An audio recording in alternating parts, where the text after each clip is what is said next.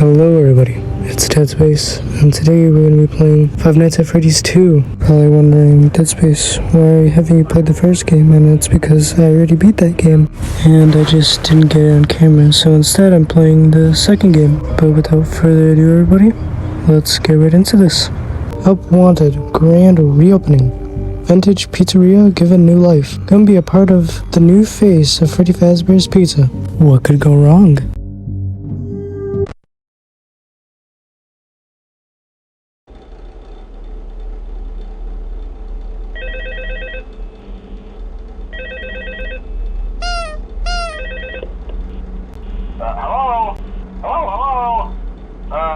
Hello and welcome to your new summer job at the new and improved Freddy Fazbear's Pizza. I'm here to talk you through some of the things you can expect to see during your first week here and to help you get started down this new and exciting career path. Now, I want you to forget anything you may have heard about the old location, some people still have a somewhat negative impression of the company.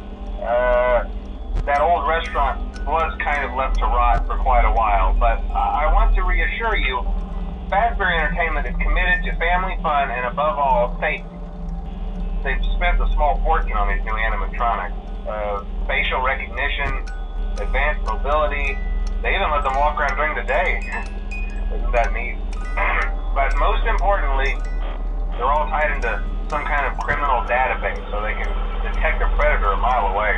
Heck, we should be paying them to guard you. Now that being said, no new system is without its kinks. You're only the second guard to work at that location. The first guy finished his week but complained about conditions. We switched him over to the day shift. So, hey, lucky you, right? Mainly he expressed concern that certain characters seemed to move around at night and even attempted to get into his office. Now, from what we know, that should be impossible. That restaurant should be the safest place on Earth. So while our engineers don't really have an explanation for this, the working theory is that the robots were never given a proper night mode. So when it gets quiet, they think they're in the wrong room. So then they go try to find where the people are, and in this case, that's your office. So our temporary solution is this. There's a music box over by the prize counter, and it's rigged to be wound up remotely.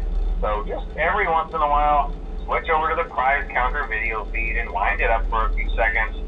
It doesn't seem to affect all of the animatronics, but it does affect one of them. And as for the rest of them, we have an even easier solution. You see, there may be a minor glitch in the system, something about the robot seeing you as an endoskeleton without its costume on and wanting to stuff you into a suit. So hey, we've given you an empty Freddy Fazbear head. Problem solved. You can put it on any time and leave it on for as long as you want.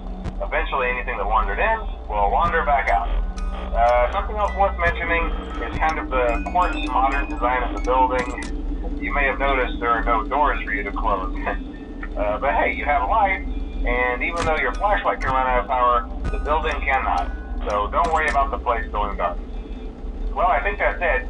You should be golden. Check the lights, put on the Freddy head if you need to. Keep the music box wound up. Piece of cake.